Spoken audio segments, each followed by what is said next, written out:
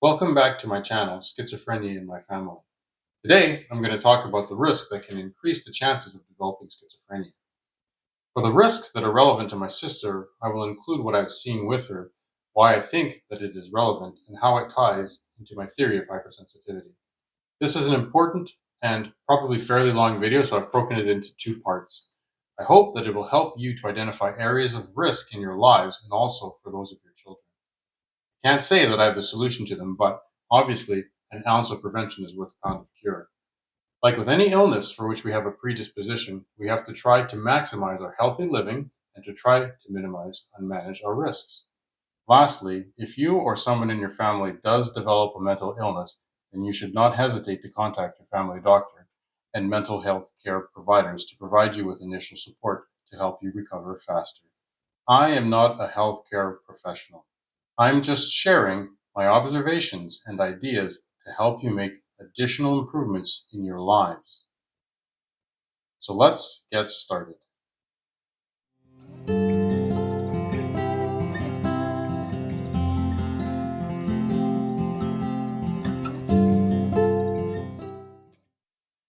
For schizophrenia, the current thinking is that there are two types of risk factors.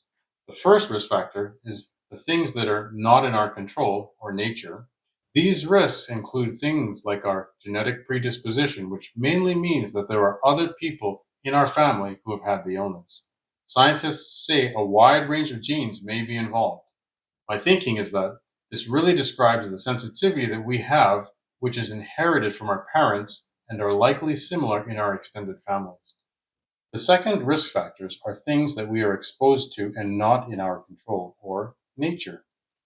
These factors include our lifestyle choices, the family environment we are raised in, and also things we are exposed to, like chemicals or emotional traumas, and events which can increase our risk or even trigger the illness. They are mostly outside of our control.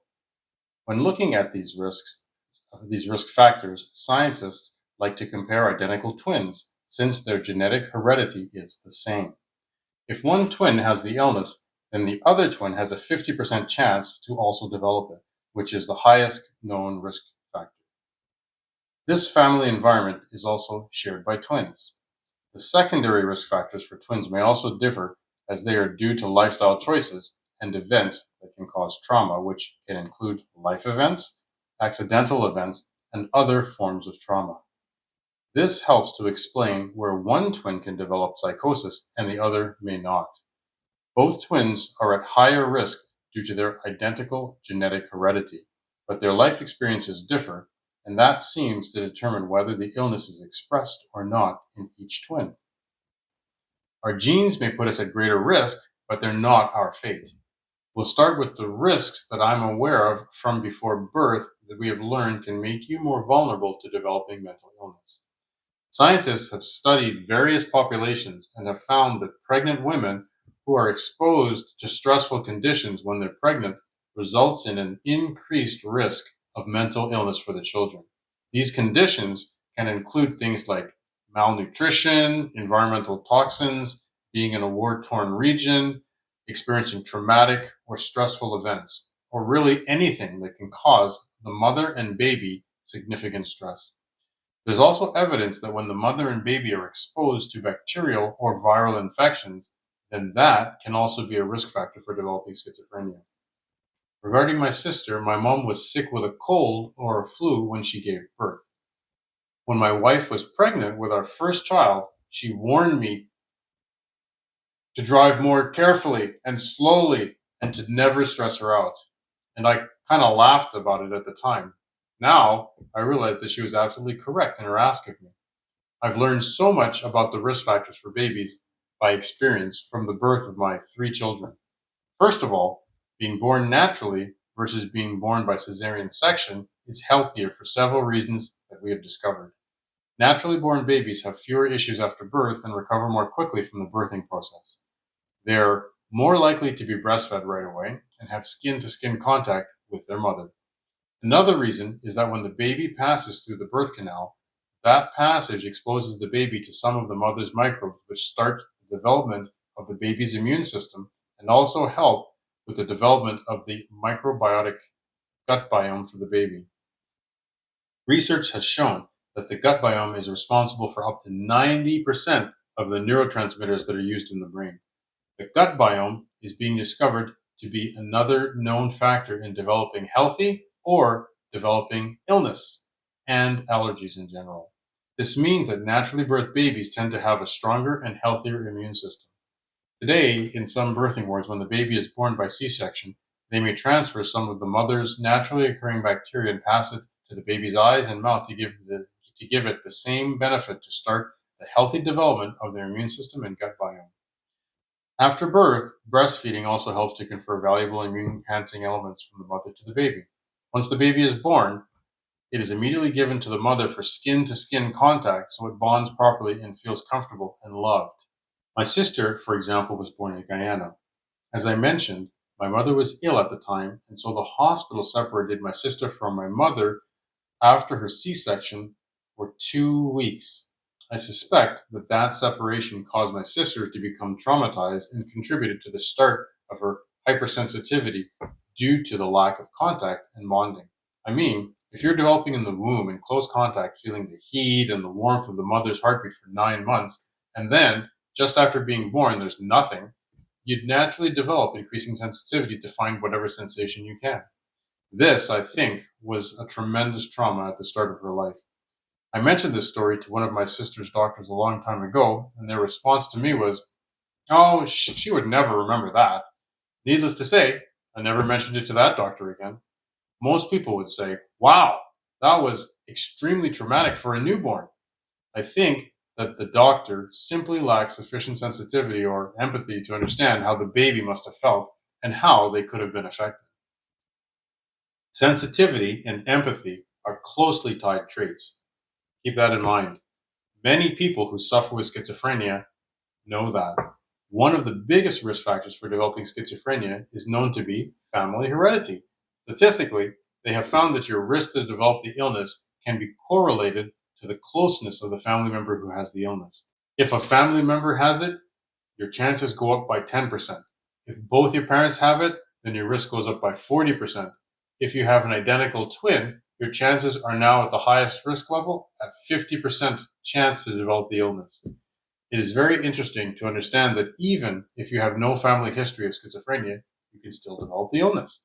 This means that while genetics or your family background and environments are strong predictors, they are not your fate. It also means that there are additional reasons beyond your family history that help to explain why we may become ill. It is the interplay of the genes and how they are expressed in a person and the environment that cause the illness. It is another well-known risk that people who live in cities are at a higher risk of illnesses than people who grew up on farms.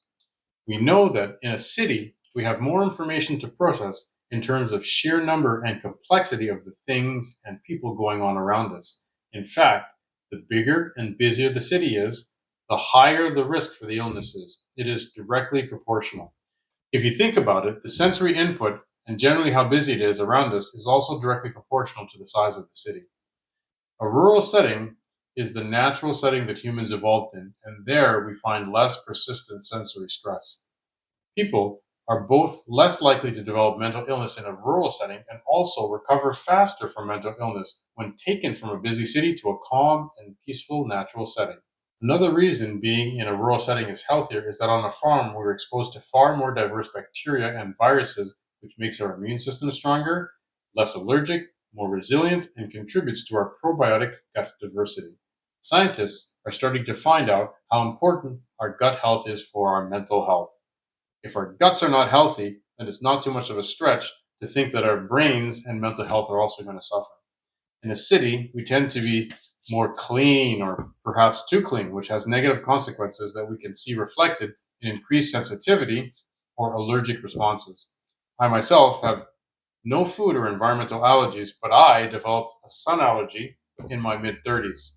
The typical profile of someone who develops sun allergies is a female Caucasian. So you can see I fit the profile perfectly. The environment in which we are raised and grew up also plays a part. Things like chemicals or drugs may increase our sensitivity, and so they may also pose a risk.